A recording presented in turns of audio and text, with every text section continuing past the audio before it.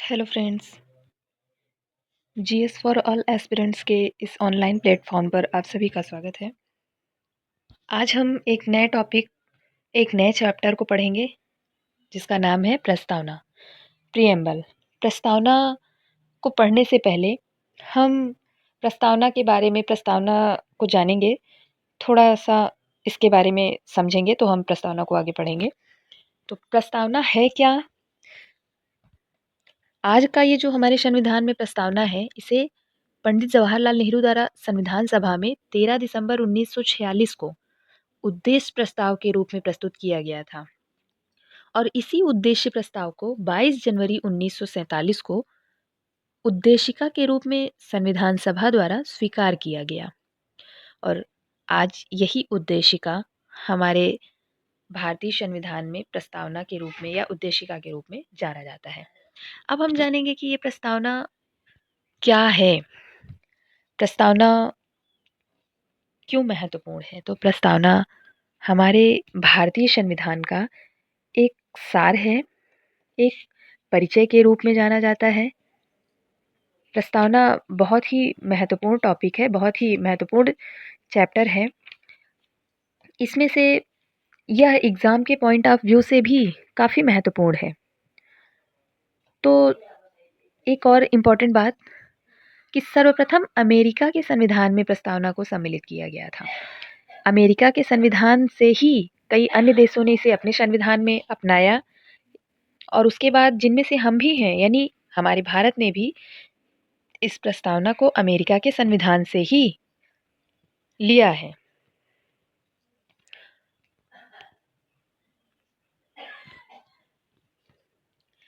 अब हम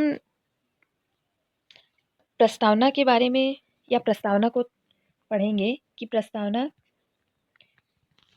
और ये प्रस्तावना के एक एक शब्दों को अच्छे से पढ़ना बहुत ज़रूरी है क्योंकि यह एग्ज़ाम के पॉइंट ऑफ व्यू से बहुत ही महत्वपूर्ण है। तो प्रस्तावना क्या है, और इसको हम उद्देशिका के नाम से भी जानते हैं। उद्देशिका हम इसे क्यों कहते हैं? क्योंकि यह हमारे संविधान सभा में जितने सदस्य थे या उनके द्वारा ये एक उद्देश्य था, उनका जो एक उद्देश्य था ये संविधान को बनाने का, तो उनका ये मतलब कि हम कैसे अपने संविधान, यानी हमारा संविधान किस तरीके से लागू होगा, कैसे हमारे संविधान या हमारी संविधान की शासन व्यवस्था या हमारे संविधान की शासन कैसे चलेगी। जैसे कि इसके पहले हमारे संविधान में या हमारे भारत में अंग्रेज़ों का राज था। उसके बाद जैसे ही हमें आज़ादी मिली तो अब एक महत्वपूर्ण बात ये थी, एक चुनौती था कि हमारे भारत को कैसे शासन चलाया जाएगा या यहाँ पे कैसे रूल और रेगुलेशन बनेंगे। उसी प्रकार से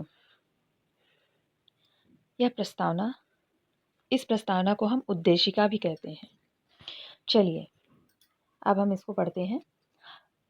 हम भारत के लोग भारत को एक संपूर्ण प्रभुत्व संपन्न समाजवादी धर्मनिरपेक्ष लोकतांत्रिक गणराज्य बनाने के लिए और इसके समस्त नागरिकों को सामाजिक, आर्थिक और राजनीतिक न्याय, विचार, अभिव्यक्ति, धर्म, विश्वास व उपासना की स्वतंत्रता, प्रतिष्ठा और अवसर की समता प्राप्त करने के लिए व्यक्ति की गरिमा और राष्ट्र की एकता तथा अखंडता सुनिश्चित करने वाला बंधुत्व बढ़ाने के लिए दृढ़ संकल्पित होकर अपनी संविधान सभा में आज दिनांक 26 नवंबर 1949 को एतद द्वारा इस संविधान को अंगीकृत, अधिनियमित और आत्मार्पित करते हैं।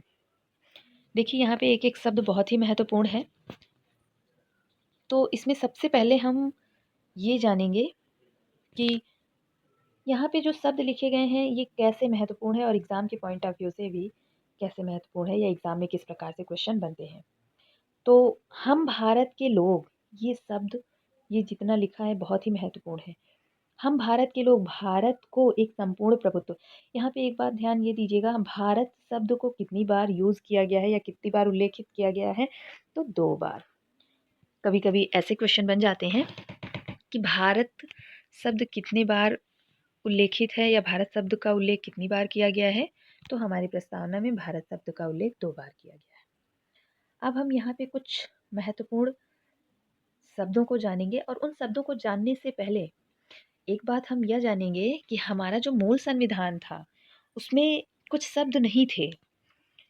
उन शब्दों को एक संशोधन के द्वारा जोड़ा गया है इस प्रस्तावना में। तो कभी-कभी ऐसे भी क्वेश्चन बनते हैं कि हमारे प्रस्तावना में कितनी बार संशोधन हुआ है? तो केवल एक बार हुआ है। कितनी बार? एक बार। वो कब हुआ है? 42वें संविधान संशोधन, बहुत ही इंपॉर्टेंट है, इससे कई बार क्वेश्चन बने हैं। 42वें संविधान संशोधन अधिनियम 1976 में। और वो 3 शब्द कौन-कौन से जोड़े गए हैं? समाजवादी, धर्मनिरपेक्ष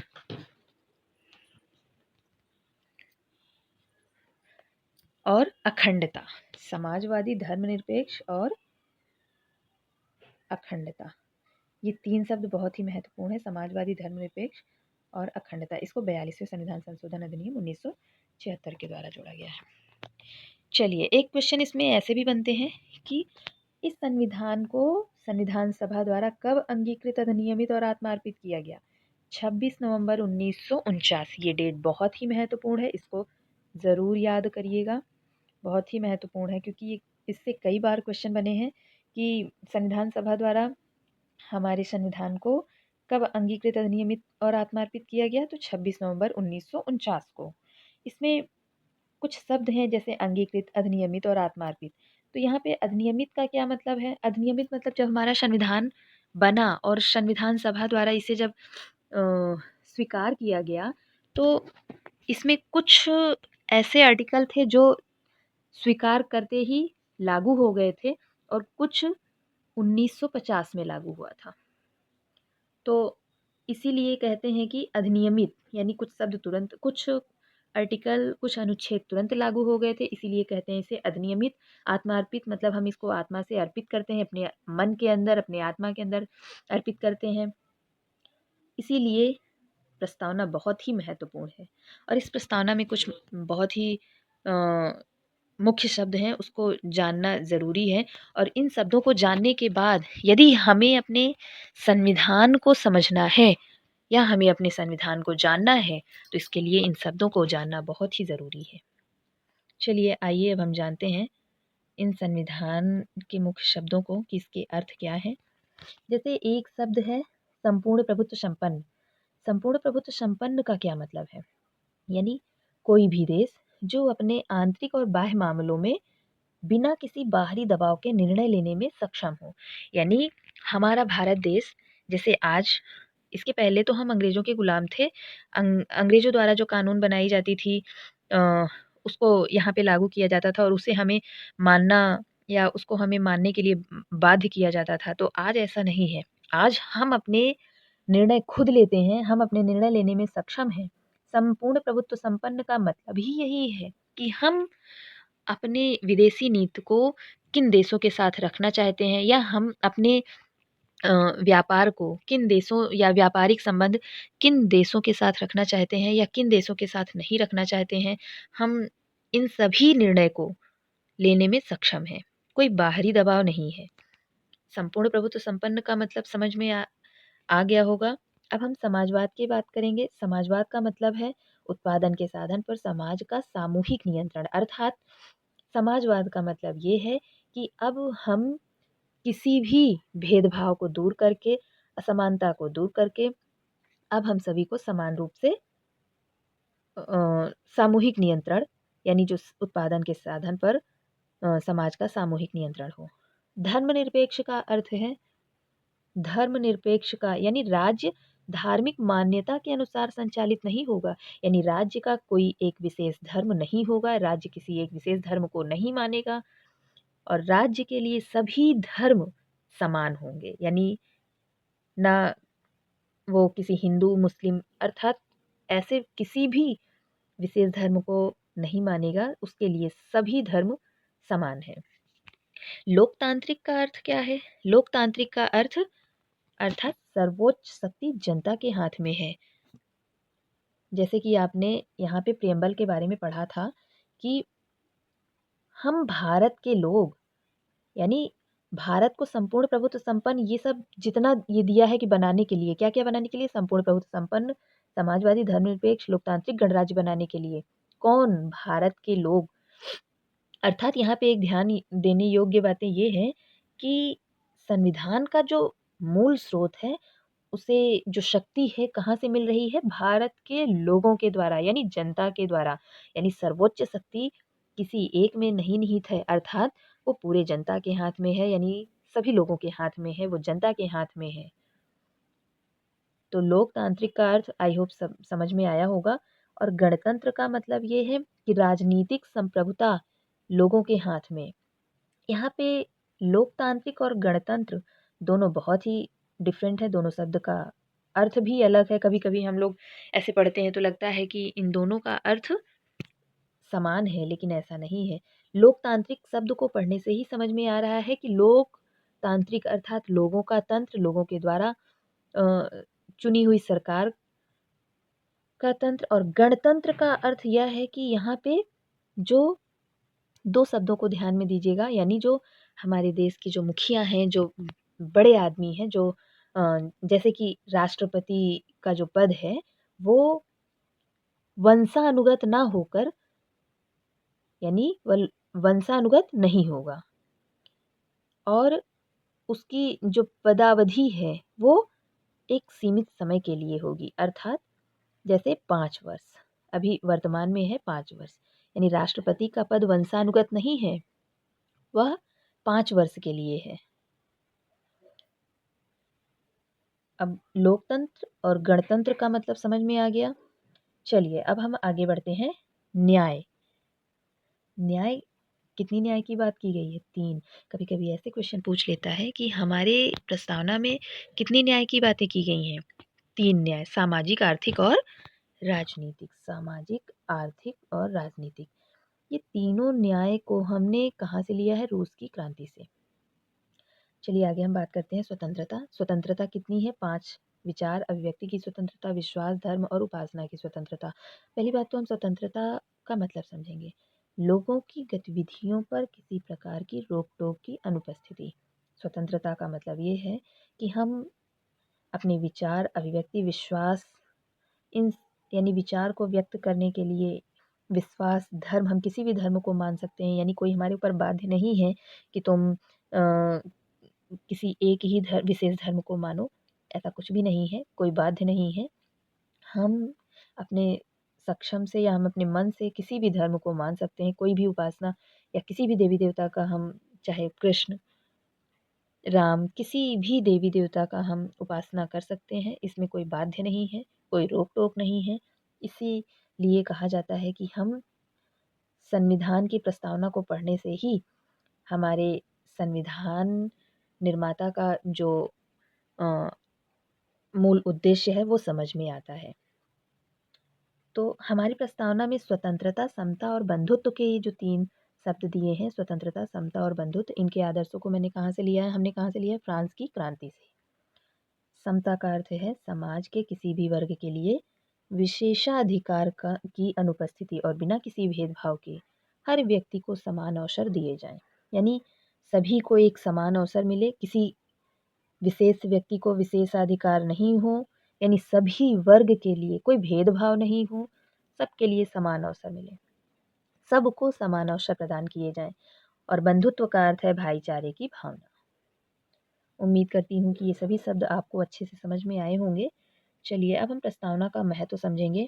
प्रस्तावना का महत्व, ये कुछ संविधानवाद हैं जो कि अपने विचारों को रखे हैं। इनके विचारों को पढ़ने से हमें संविधान का महत्व समझ में आता है। तो चलिए देखते हैं इनके विचार क्या हैं, या संविधान के बारे में संविधान की प्रस्तावना के बारे में इन्होंने अपने क्या विचार दिए हैं, क्या कहा है। चलिए, के.एम. मुंशी ने क्या कहा? उद्देशिका हमारे संविधान की जन्म कुंडली है। जैसे किसी के बच्चे की जन्म कुंडली से पता चलता है या उसकी जन्म कुंडली निकाली जाती है, तो उसी प्रकार से उद्देशिका जो है हमारे संविधान की जन्म कुंडली है। कभी-कभी ऐसे क्वेश्चन पूछे जाते हैं एग्ज़ाम के पॉइंट ऑफ व्यू से। इन प्रस्तावना से बहुत सारे क्वेश्चन बनते हैं। तो उसमें से जैसे ऐसे क्वेश्चन बनते हैं कि उद्देशिका हमारे संविधान की जन्म कुंडली है, ये कथन दिया रहेगा और आगे डैश करके दिया रहेगा, ऑप्शन दिया रहेगा कि ये कथन किसके हैं। ऐसे मान लो 4 नाम दे दिए, तो इसमें से ऑप्शन हमें क्या टिक करना होगा, के एम मुंशी। कृष्णस्वामी अय्यर ने क्या कहा, उद्देशिका संविधान निर्माता के दीर्घकालीन सपनों और विचारों को जानने का स्रोत है। उद्देशिका संविधान निर्माता के दीर्घकालीन सपनों और विचारों को, यानी जो संविधान निर्माता हैं उनके सपनों और विचारों को जानने का स्रोत है क्या उद्देशिका। देखिए, इसको पढ़ने के बाद हमें पता चल रहा है कि उद्देशिका क्यों महत्वपूर्ण है। पंडित ठाकुरदास भार्गव क्या कह रहे हैं, उद्देशिका संविधान का सर्वाधिक सम्मानित भाग है, यह संविधान की आत्मा है। संविधान की क्या है, आत्मा है। यह एक उचित स्थान है जहाँ कोई भी संविधान का मूल्यांकन कर सकता है, यानी प्रस्तावना को पढ़कर ही संविधान का मूल्यांकन किया जाता है और यह संविधान की आत्मा है। तो संविधान की आत्मा है और संविधान का मूल्यांकन किया जाता है किसके द्वारा, उद्देशिका के द्वारा। तो इसको किसने कहा है, पंडित ठाकुरदास भार्गव। अर्नेस्ट बरकार ने क्या कहा है, संविधान उद्देशिका क्या है, संविधान की कुंजी है। उद्देशिका संविधान की कुंजी है। तो ये महत्वपूर्ण कथन है, इसको भी याद करना बहुत ज़रूरी है। ये एग्ज़ाम के पॉइंट ऑफ व्यू से भी बहुत इम्पोर्टेंट है। तो आज के लिए इतना ही। Thanks for watching.